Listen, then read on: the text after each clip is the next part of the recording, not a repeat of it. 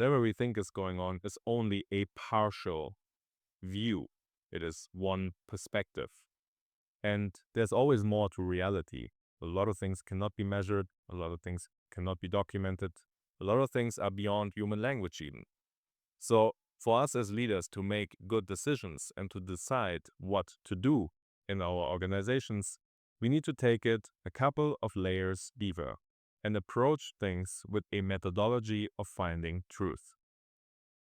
Ground truth mapping is designed for that. With it, we are looking at very specific layers, and let's call them landscapes. There's the psychological landscape of its leaders and founders.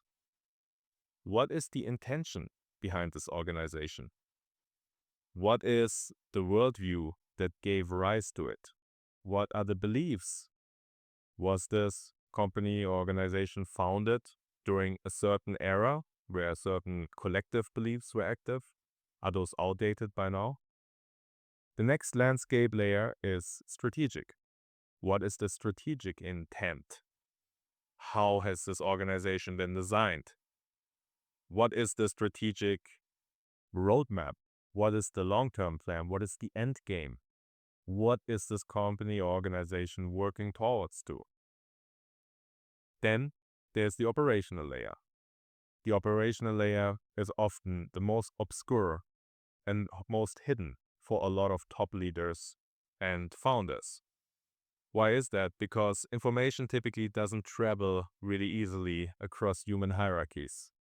There's a lot of context that is stored at the operational layer that is mission critical and life-saving often for organizations that doesn't make its way up to the decision-making rooms.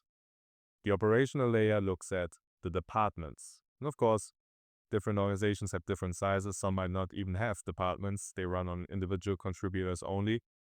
But whoever is involved on the operational level becomes a stakeholder for ground truth on that level.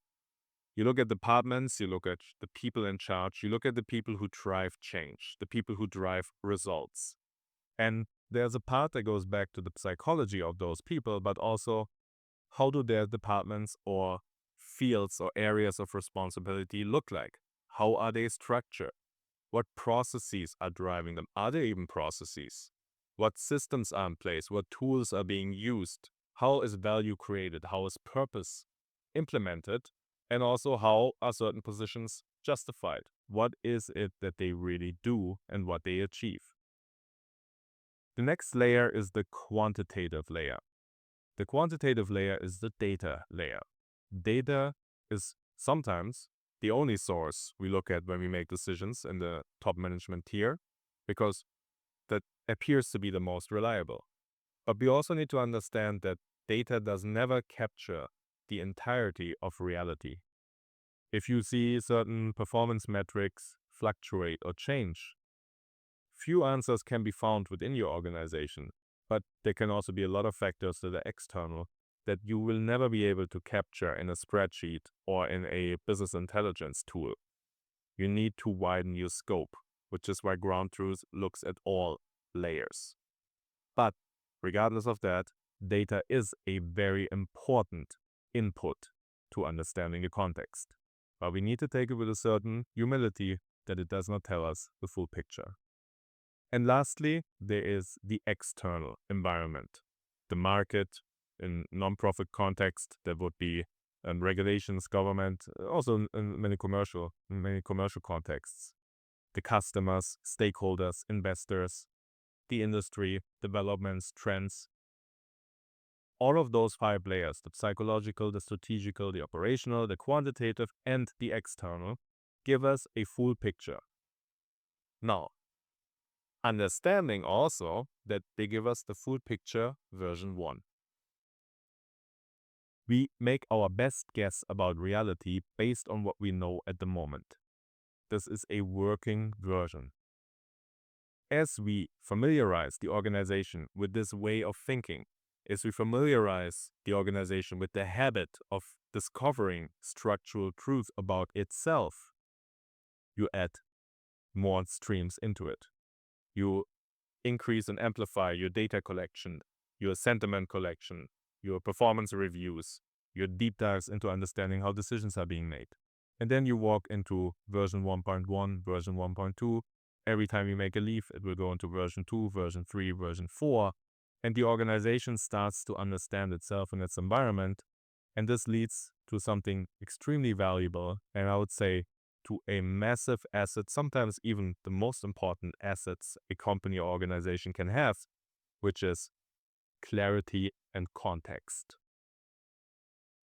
When we have context, when we understand what's going on, we can make better decisions. And not only that, by being deeply immersed into the reality of what we're dealing with, the next steps often become very obvious, very naturally.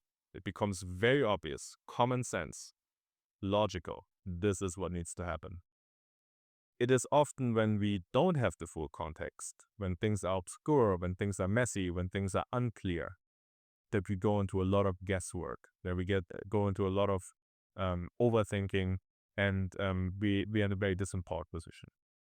By having context, by having clarity of context, organizational leaders are in a way better position to make trade-offs and also to mitigate potential fallouts and to also take calculated risks and to increase the probability of certain outcomes to take place and certain outcomes to materialize as they're being executed throughout the organization.